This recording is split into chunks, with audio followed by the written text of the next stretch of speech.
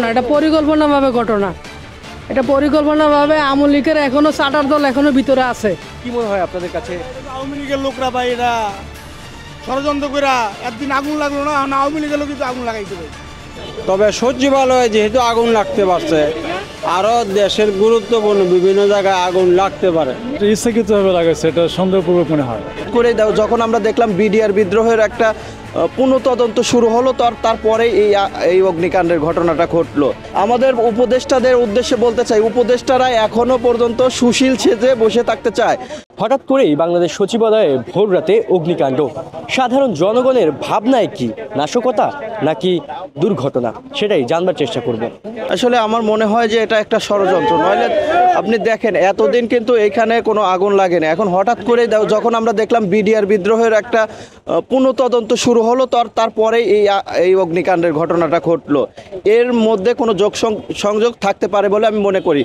এছাড়াও আমি আজকে দেখলাম আসিফ মাহমুদ, আমাদের উপদেষ্টা, আমাদের বন্ধু, উনি বললেন যে আমরা কিছু মানে বিদেশি টাকা পাচারের যে বিগত সরকারের যে কিছু হাজার হাজার কোটি টাকা যে লোপাট করা, এই লোপাটের কিছু তদন্ত করতেছিল এবং কিছু কাগজপত্রই ওইখানে ছিল।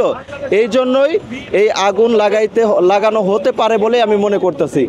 এছাড়াও আপনারা জানেন এই স্বৈরাচারী ফ্যাসিবাদী সরকার, যে সরকারকে আমরা বিতাড়িত করেছি, এই আওয়ামী লীগ সরকার, এই আওয়ামী লীগ কিন্তু বসে নাই। আমাদের উপদেষ্টাদের উদ্দেশ্যে বলতে চাই, উপদেষ্টারা এখনো পর্যন্ত সুশীল সেজে বসে থাকতে চায়, কিন্তু আওয়ামী লীগ কিন্তু সুশীল হিসাবে বসে নাই। আওয়ামী লীগ ষড়যন্ত্র চলছে এবং শুরু থেকেই চালিয়ে যাচ্ছে এবং চালাবেই। হঠাৎ করে ভোর রাতে আসলে সচিবালয়ে অগ্নিকাণ্ড, আপনাদের কি মনে হয় এটা আসলে নাশকতা নাকি? এটা পরিকল্পনাভাবে ঘটনা। এটা পরিকল্পনাভাবে আওয়ামী লীগের এখনো চাটার দল এখনো ভিতরে আছে।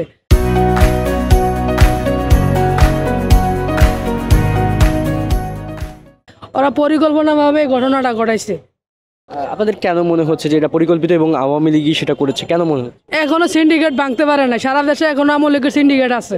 সিন্ডিকেটের বাইরে এখনো দেশ চলতেছে না। এটা খতিয়ে দেখার উচিত, স্বরাষ্ট্র মন্ত্রণালয় থেকে দেখার এটা উচিত। স্বরাষ্ট্র উপদেষ্টা এটা খতিয়ে দেখুক এবং রাত্রে যারা এখানে ছিল ওদেরকে জিজ্ঞাসা করার দরকার এই ঘটনা কিভাবে হইলো।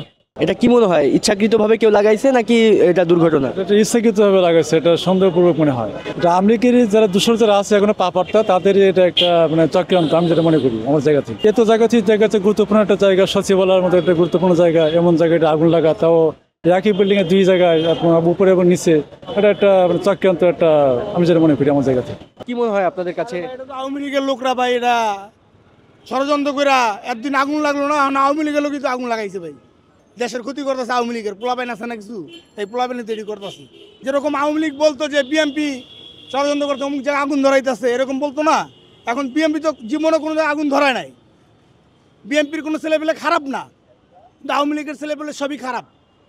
তারা লাঠি নিয়ে লাঠি নিয়ে রাস্তায় বেরোইছে, তারা এইভাবে অত্যাচার করতেছে মানুষের উপর। বিএমপি এরকম খারাপ ধরনের কোনো আশা করে না এখন পর্যন্ত, যে বিএমপি দলের থেকে বলবে যে বিএমপি করছে, এরকম কোনো কিছু এখন পর্যন্ত তারা কোনো বলে না, আওয়ামী লীগের বদনাম বলে না। কিন্তু আমরা সাধারণ জনগণ বলতেছি যে এটা আওয়ামী লীগের লোকেরই মানে করছে। এটা পরিকল্পিতভাবে লাগাইছে ভাই, এই আওয়ামী লীগের লোকজন এখনো দেশে পরিকল্পিতভাবে এই কাণ্ডগুলো ঘটাইতেছে।